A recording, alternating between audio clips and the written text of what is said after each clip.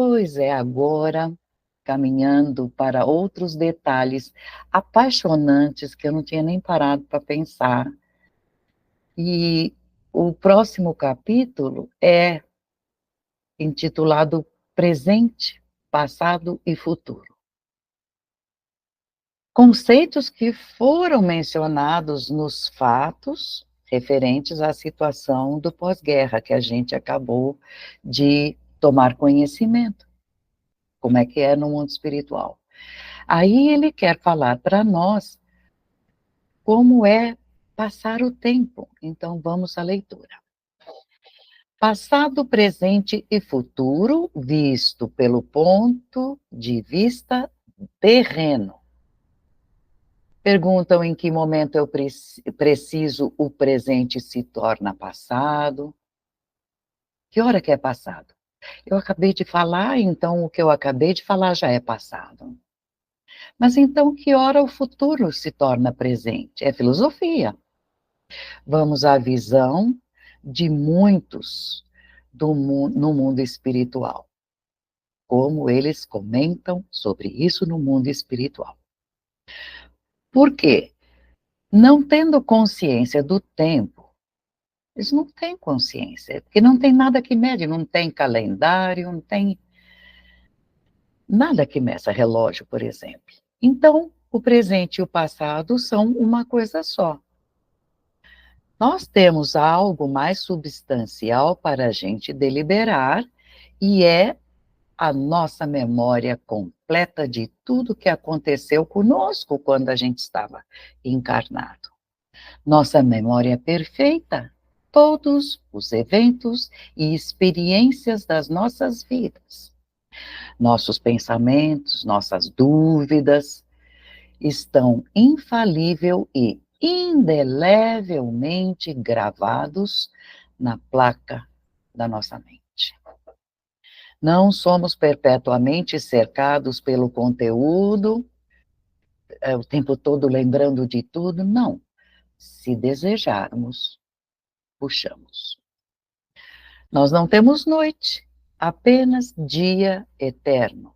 Não há nenhum inverno. É um verão gostoso, perpétuo, sem relógios, sem calendário, e a vida é, apesar de tudo isso, uma sucessão de existência. Nenhum passado, nem futuro. Um eterno presente e presente agora. Quando eu falei isso pela primeira vez, foi alguns anos atrás. Então, nesses reinos, isto, para mim, está no passado.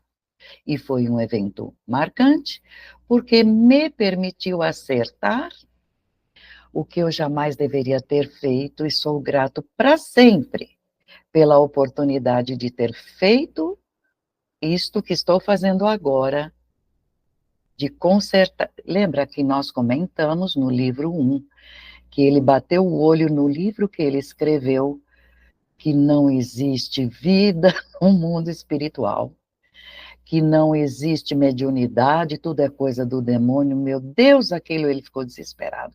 Então, sou grato para sempre pela oportunidade de ter arrumado isso, e não vou esquecer isso jamais, que está no meu passado. Muitos eventos aconteceram comigo e para outros por aqui. Aconteceram, é passado. Apesar de que eu posso retomar as particularidades pela mente, lembrando num instantinho. Lembro-me de tudo, das mais agradáveis passagens, ocorrências, experiências, com bastante clareza. Não existe morte. Ele fala isso várias vezes, essa descrição que ele faz é longa, esse capítulo é imenso, eu só estou dando umas pinceladas. E ele fica pensando nos padres que continuam, companheiros dele, continuaram falando tudo aquilo que não existe, tudo aquilo que ele deixou, inclusive, num livro. Então, ele faz questão, veja, eu estou vivo. A vida é contínua, sem interrupção. É um mero descarteio corpo físico. Onde houver memória, há passado. Porque, afinal, para que usaríamos a memória se não houvesse um passado para que a gente recordasse? A história. A história se compõe de eventos e as pessoas envolvidas no evento ou envolvidas pelo evento. As verdades absolutas, a verdade absoluta da história, só pode ser encontrada nas bibliotecas do mundo espiritual. Tudo o que vocês têm aí na Terra são crônicas, pedacinhos, uma coisa fantasiada dos acontecimentos daqui. E aqui no mundo espiritual estão todos os personagens que participaram, grandes, pequenos, afamados e infames, bons e maus, masculinos, femininos, que são, agora na história, apenas nomes. Alguns estão nas alturas do mundo espiritual. Outros ainda estão padecendo nos abismos, recorrendo, pagando o erro. Pode-se ficar chocado, arrepender rápido, trocar de comportamento rápido e rapidamente sair daquele estado. Ou pode-se manter fiel àquele pensamento, achando que era certo, por milênios até, nos abismos. Então é fácil encontrar no mundo espiritual alguém que já morou na Terra em tempos históricos.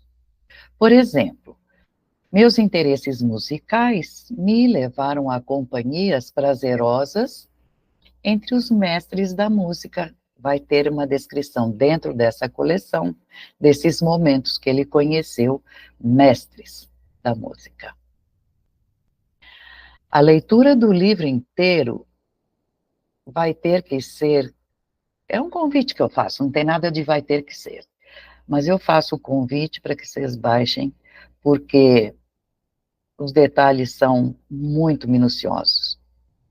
Aí Robert discorre longamente sobre os mártires da fé ao longo dos séculos. E nesse assunto ele buscou a explicação, foi buscar um espírito que foi um desses mártires.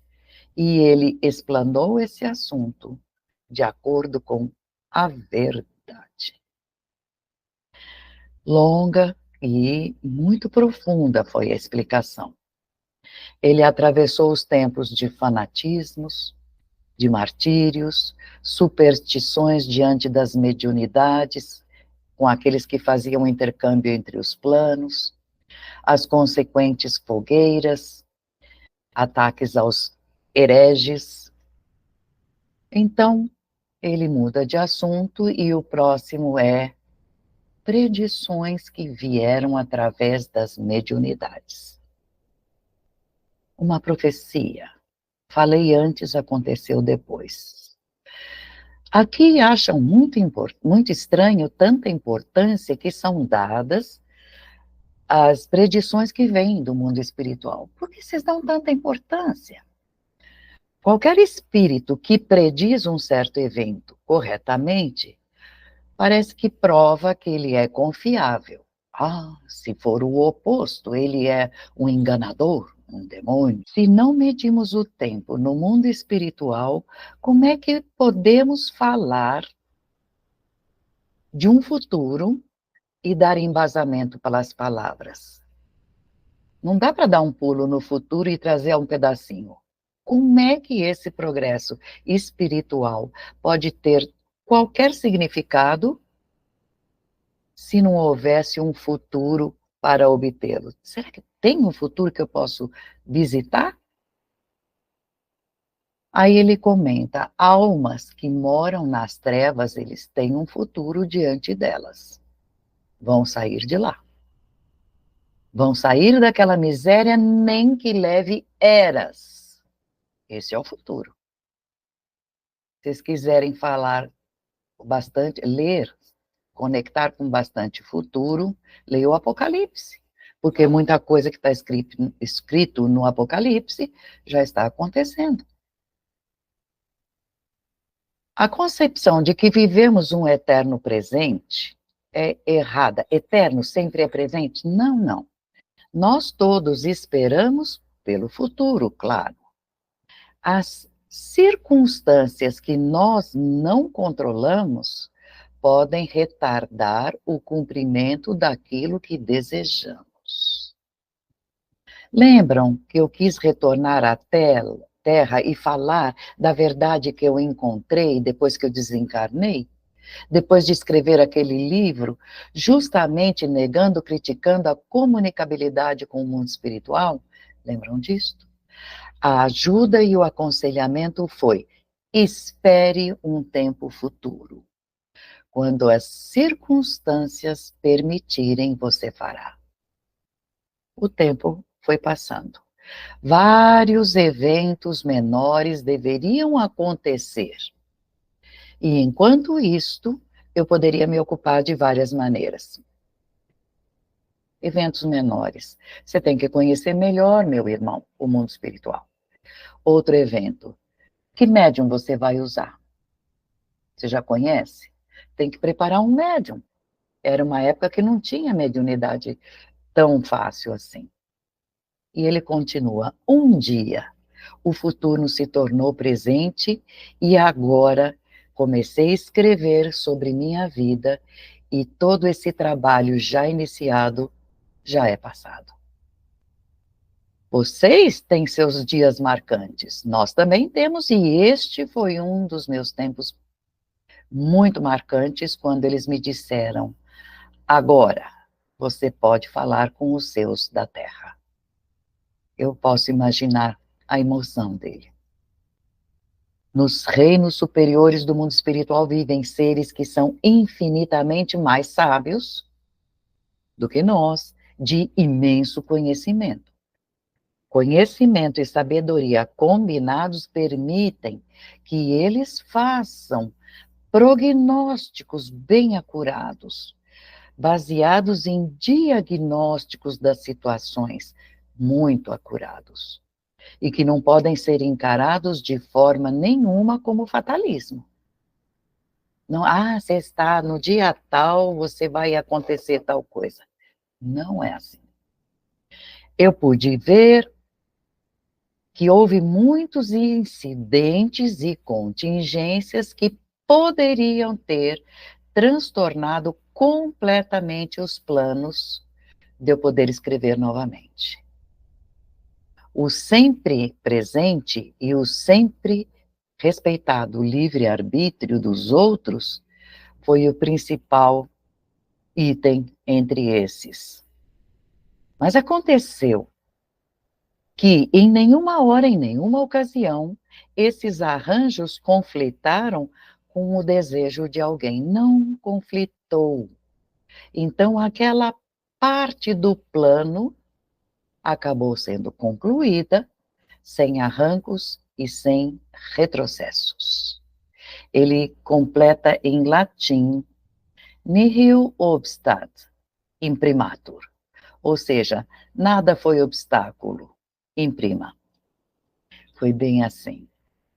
Mas veja o ligeiro atraso que ele menciona.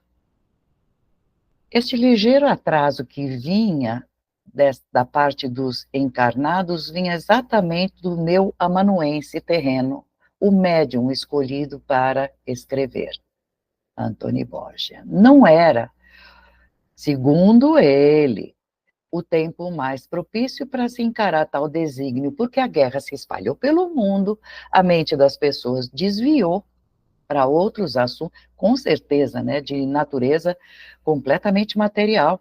E ainda por cima, as chances de sucesso seriam problemáticas, de o livro ser lido, ser entendido.